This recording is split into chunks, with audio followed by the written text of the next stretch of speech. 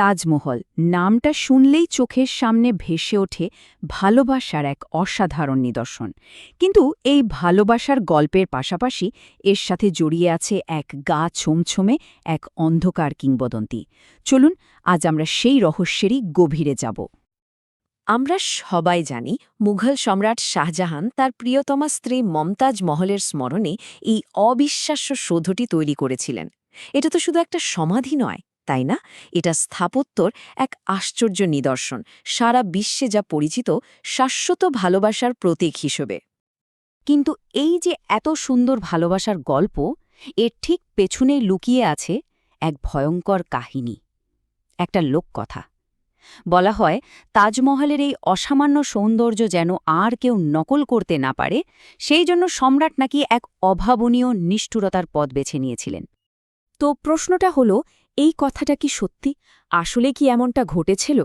চলুন আমরা একসাথেই প্রমাণের খোঁজে নামি আর এই গা ছমছমে লোককথা আর ঐতিহাসিক সত্যিটাকে আলাদা করার চেষ্টা করি। তো যে কোনো রহস্যের সমাধানে প্রথম কাজটা কি? একদম গোড়ায় ফিরে যাওয়া, মানে প্রাথমিক সূত্রগুলো খতিয়ে দেখা। চলুন আমরাও ঠিক সেখান থেকেই শুরু করি। আচ্ছা, একবার ভেবে দেখুন তো, এত বড় একটা ঘটনা, এত বড় একটা নৃশংসতা যদি সত্যিই ঘটত, তাহলে কি সেই সময়ের ঐতিহাসিক দলিলপত্রে বা পর্যটকদের লেখায় এর কোনো উল্লেখ থাকত না? থাকাটা তো স্বাভাবিক ছিল, তাই না? আর ঠিক এখানেই আসল ব্যাপারটা। অবাক করা বিষয় হল, সেই সময়ের বা তার কাছাকাছি সময়ের কোনো ঐতিহাসিক লেখা বা দলিলে এই ভয়ঙ্কর ঘটনার কোনো উল্লেখই পাওয়া যায় না, একদমই না। এত বড় একটা ঘটনা, অথচ তার কোনো রেকর্ড নেই। ব্যাপারটা বেশ অদ্ভুত, তাই না?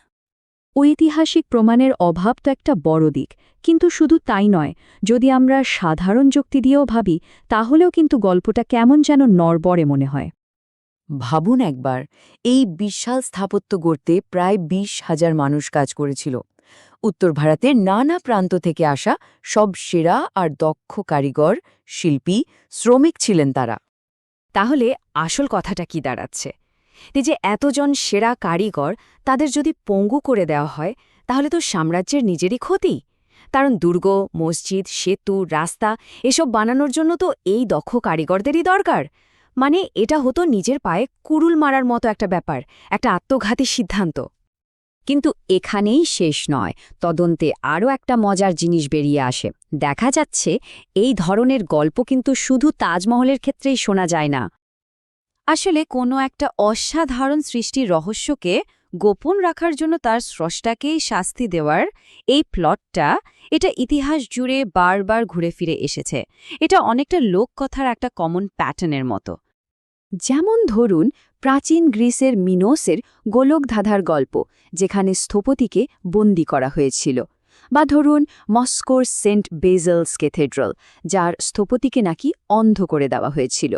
এই যে একই ধরনের গল্প বারবার ফিরে আসছে, এটাই বুঝিয়ে দেয় যেটা ঐতিহাসিক সত্যের চেয়ে লোককথার নাটকীয়তা হওয়ার সম্ভাবনাই বেশি। বেশ, তাহলে যদি ধরে নিই এই ভয়ঙ্কর গল্পটা সত্যি নয়, তাহলে প্রশ্ন আসে, যারা তাজমহল বানিয়েছিলেন তাদের আসল গল্পটা কি ছিল? কি হয়েছিল তাদের সাথে?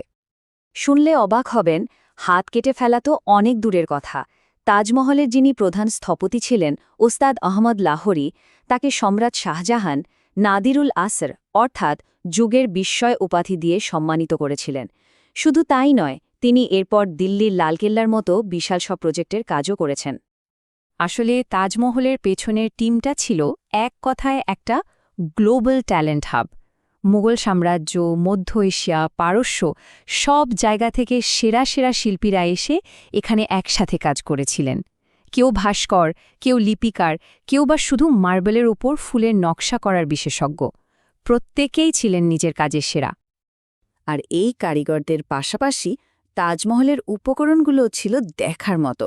রাজস্থানে সেই বিখ্যাত সাদা মার্বেল থেকে শুরু করে চীন, তিব্বত, আফগানিস্তান, শ্রীলঙ্কা, মানে গোটা এশিয়া থেকে সেরা সব পাথর আর রত্ন নিয়ে আসা হয়েছিল।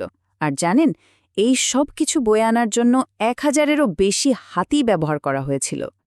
এই কারণেই হয়তো একটা কথা চালু আছে যে তাজমহলের নকশা করেছিল দৈত্যরা, আর তাকে শেষ রূপ দিয়েছিল জহুরিরা। এর প্রতিটি খাঁজে, প্রতিটি নকশায় সেই নিখুঁত শিল্পকর্মের ছাপ স্পষ্ট। এখন একটা খুব স্বাভাবিক প্রশ্ন মনে আসতে পারে, যদি গল্পটা সত্যিই মিথ্যা হয় তাহলে এটা এত বছর ধরে এত জনপ্রিয় হয়ে টিকে আছে কেন? এর উত্তরটা হয়তো খুব সহজ। একটা বিশাল নির্মাণ প্রকল্পের পেছনে যে কত পরিকল্পনা, কত পরিশ্রম, কত হিসেব থাকে, সেই জটিল সত্যিটার চেয়ে একটা ভয়ঙ্কর রোমহর্ষক গল্প আমাদের মনে অনেক সহজে দাগ কাটে। এই যে একটা ডার্ক গ্ল্যামার, এটাই হয়তো গল্পটাকে বাঁচিয়ে রেখেছে। কিন্তু দেখুন, আসল গল্পটা কিন্তু এই মিথ্যে কিংবদন্তির চেয়েও অনেক বেশি সুন্দর। এটা কোনো নিষ্ঠুরতার গল্প নয়, এটা হাজার হাজার শিল্পীর মেধা, সহযোগিতা আর একতার গল্প। তাদের হাতেই তৈরি হয়েছে এমন এক স্থাপত্য যার সৌন্দর্য ভোরের আলোয় একরকম, আবার চাঁদের আলোয় আরেক রকম। শেষ পর্যন্ত ভালোবাসা আর সৌন্দর্যের এই আসল গল্পটাই কিন্তু টিকে আছে।